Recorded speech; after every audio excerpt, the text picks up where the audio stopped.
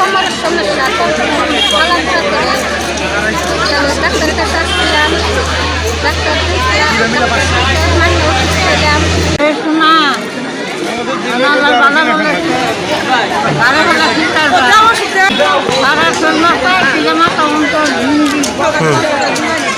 এখন বইলের দিকে ডাকছে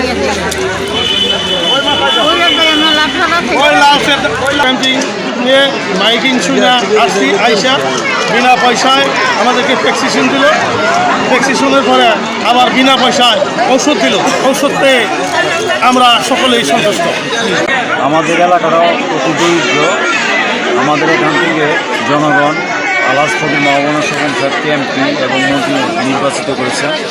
আপনারা জানেন যে স্বপন ভাই সহধর্মিণী একজন ডাক্তার, এবং স্বপন ভাইয়ের উদ্যোগে এবং ভাবির উদ্যোগে আজকে এই দরিদ্র এলাকার জনগণকে চিকিৎসা সেবা দেওয়ার জন্য আগে থেকে চিন্তা ভাবনা করেছিলেন, এবং ইতিমধ্যে একটা ক্যাম্প হয়েছে, সেটা নির্বাচনের পূর্বে, এবং আজকে একটা ক্যাম্প করা হচ্ছে। এখানে দরিদ্র জনগণকে সেবা দেওয়া হচ্ছে, এবং প্রতি মাসেই আমাদের মন্ত্রী মহোদয় এবং ভাবির উদ্যোগে প্রতি ইউনিয়নেই একটা করে ক্যাম্প করা হবে, এবং জনগণের যাতে স্বাস্থ্যসেবাটা দ্বার গোড়াতে নিয়ে যাওয়া যায়, বিশেষ করে মধুপুরের জনগণ স্বাস্থ্যসেবা থেকে বঞ্চিত না হয়, এই চিন্তাটা আমাদের মাননীয় মন্ত্রী মহোদয় আলাস ফকির মাহবুব স্বপন ভাই আছেন।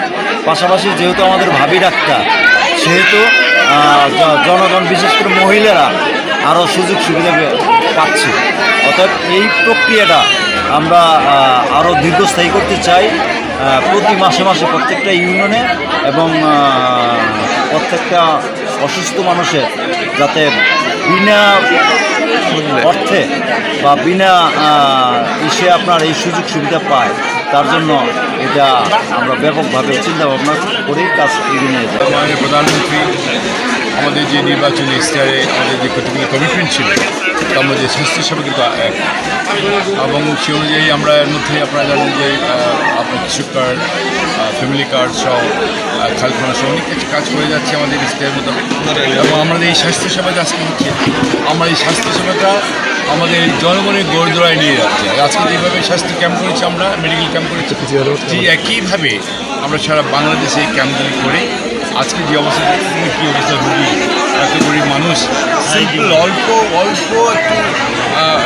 একটু ওষুধ এবং একটু চিকিৎসা কিন্তু তারা ভালো থাকে। এই মাথায় একটা রেখে আমাদের এই সরকার এখন আমাদেরকে নির্দেশ দিয়েছেন, মাননীয় প্রধানমন্ত্রী তারেক রহমান সাহেব বলে দিয়েছেন যে আপনারা জনগণের গোড়দোড়ায় যাবেন, এই স্বাস্থ্যসেবা তাদেরকে দেবেন। এবং ইতিমধ্যে আপনারা শুনেছেন যে আমরা স্বাস্থ্য কার্ড দেওয়ার চিন্তা ভাবনা করতে চাই। হয়তো কিছুদিনের মধ্যেই মাননীয় প্রধানমন্ত্রী যেভাবে ফ্যামিলি এবং কৃষক কার্ড করেছেন, ঠিক একইভাবে ইনশাল্লাহ আমরা খুব শীঘ্রই হয়তো স্বাস্থ্য কার্ড জনগণের দিতে পারি। এবং এটা আমাদের একটা হাইয়েস্ট প্রায়োরিটি, এই স্বাস্থ্যসেবা। এবং আজকে এই মহিলাদেরকে যেভাবে দেখে গেলাম, আমাদের অনেক কাছে যেতে হবে, জনগণের কাছে যেতে হবে, এই মহিলাদের কাছে যেতে হবে আপনার। আর হসপিটালগুলির অবস্থা নির্দেশিত হয়েছে, আমরা প্রত্যেক উপজেলা পর্যায়ে যে হসপিটালগুলি আছে, এই হসপিটালের দেখভাল করতে হবে। হসপিটাল ডাক্তাররা ঠিকমতো আসে কিনা ওটা দেখতে হবে, হসপিটালে ওষুধপত্র আছে কিনা সেটা দেখতে হবে, মানুষের সেবা ঠিকমতো পাচ্ছে কিনা সেটা দেখতে হবে। সুতরাং আমরা উই বিন ইনস্ট্রাক্টেড, আমরা আমাদের মাননীয় প্রধানমন্ত্রী আমাদেরকে বলে দিয়েছেন যে আপনারা হসপিটালগুলি দেখবেন, যেভাবে স্বাস্থ্যসেবা করবেন। দেখি যে আমাদের নির্বাচনী ইশতেহারে এটা আমাদের কমিটমেন্ট, সেভাবে মাথায় রেখেই আমরা কিন্তু আজকে কাজ করছি। আজকে যে মেডিকেল টিম যে এসছে সেখানে এইটারই কিন্তু একটা ধারাবাহিকতা আমরা